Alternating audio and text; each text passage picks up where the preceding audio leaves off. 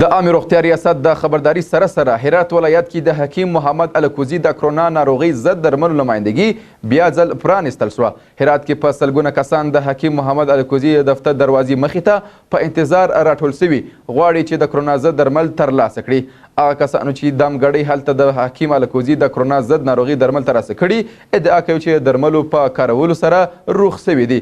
دا په داسې حال کې ده چې د عامه روغتیا ریاست بیا د حکیم الکوزي د کرونا ضد درملو غیر معیاري کړل او وایي چې په ترتیب او جوړښت کې مخدره توکي کارول شوي دي.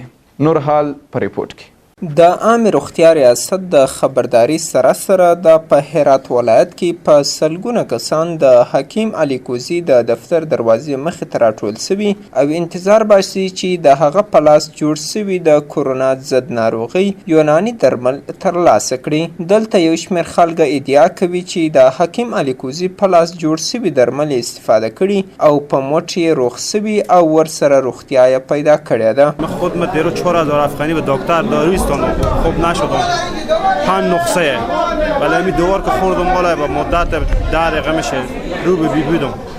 خواستم از دولت اینه که فقط همکاری خاص با همچون آدمای خیر در هرات داشته باشه، به خاطر که اگه آدم به دکتر بره به دکتر خوب نمیشه. من خودم درو دوا گرفتم از دکتر، مامام اینجا شیشته خوب نشده. اگه امروز صبح بیاوردم به اینجا هم شیشته، مامام شیشته، اینا با حالتی بودن که نفس کشیده نمیتونن. دوا خوردن بعد 15 دقیقه نتیجه مثبت ما گرفتیم از اینا.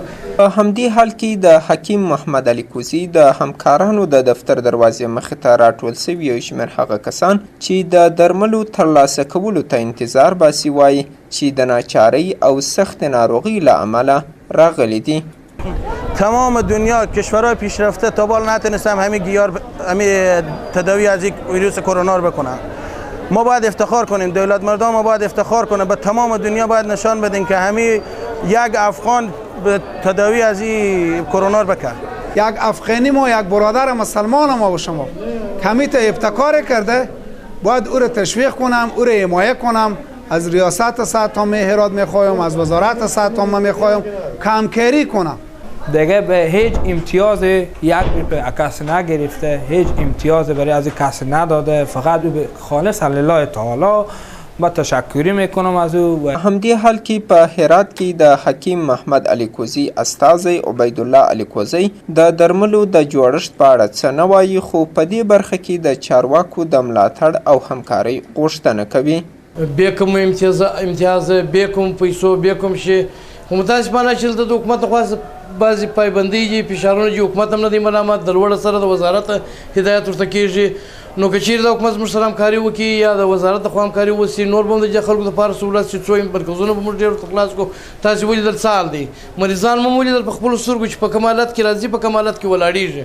هر څو زیاته هڅه مو وکړه چې په هرات کې د عامه روغتیا ریاست د چارواکو تبصره هم ولرو، په دې چارې بریالي نه سو. خو وړاندې عامه روغتیا د حکیم الکوزي په لاس جوړ سوي درمل غیر معیاري ښودلي او ویلي یې وه چې د نشي توکو جوړښت او ترکیب پکې موندل سوی چې په وینا یې کیدای سي استفاده کوونکي پرې روږدي کړي. دا په داسې حال کې ده چې په افغانستان کې په کرونا وایروس د اخته کسانو شمېر څه باندې 1,000 ته رسېدلی او له دې وایروس له کبله څه باندې 380 تنو خپل ژوند له لاسه ورکړی.